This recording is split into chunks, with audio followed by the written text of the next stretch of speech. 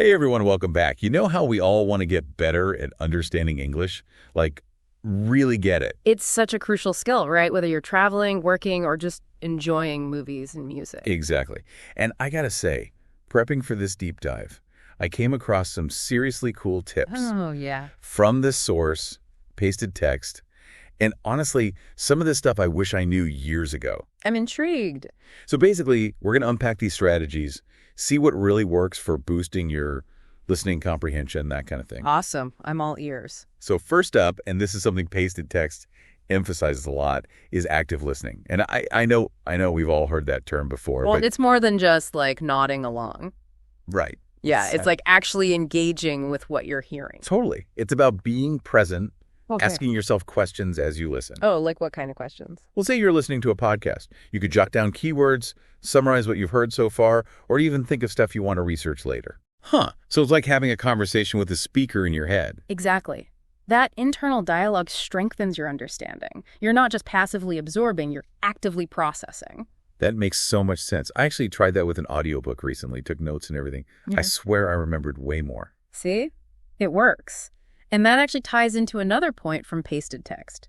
Mixing up what you listen to. Oh, yeah. Don't just stick to one thing. Right. It's like if you only ever ate pizza, well, you'd miss out on a lot of other yummy food, wouldn't you? Exactly. Pasted text suggests trying all sorts of stuff.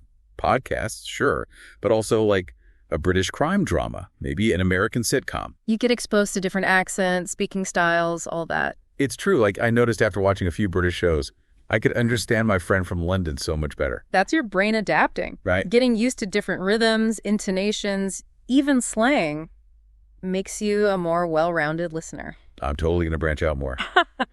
Now, this next tip, I got to admit, I was skeptical at first. Pasted text talks about repeated listening. So not just listening to something once and moving on. Yeah. I used to think, why bother? But then I tried it with this podcast I found kind of tough. Yeah. I kid you not, second time around, I Yeah. picked up on so much more. It was like magic. Think of it like walking a path through the woods. The more you walk it, the clearer and more familiar it becomes. Same with listening. It's like those brain pathways get stronger or something. Exactly. Repetition reinforces what you've learned. Don't be afraid to revisit challenging stuff.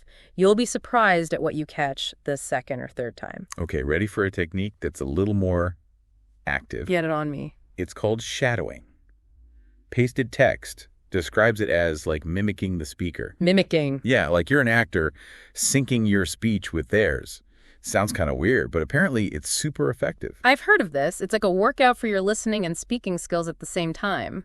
You listen to a bit of audio, then you try to repeat it at the same time as the speaker, matching their speed and tone. Whoa, so you're really paying attention to every little detail. Yep. Pronunciation, rhythm, all that. It forces you to really tune in. That's actually really cool. Like you're training your mouth to make the same sounds. Exactly. It helps with those tricky aspects of spoken English that reading alone can't really teach you. And the fun part is you can shadow anything. Podcasts, news, even movie scenes. I'm definitely trying that. Okay, last one, and this is a bit out there. Pasted text briefly mentions listening while you sleep. Oh, yeah. The whole sleep learning thing. Yeah, have you ever tried that? I've heard of people playing language tapes in their sleep, but It's one of those things, right? Some studies say it might help a little subconsciously, but the jury's still out. pretty much. If you're serious about improving, active listening is still the way to go. Makes sense. So wow, we covered a lot. Active listening, mixing it up, repetition, shadowing, even sleep learning. Who knew there were so many ways to get better at listening? It's like having a whole toolkit for your ears. The key is finding what works for you and making it a habit. So think about it, everyone. Which of these techniques stood out to you? And how can you start using it today to become a better listener? Because let's face it, strong listening skills, those are a superpower in today's world. Totally. So go out there and become listening masters.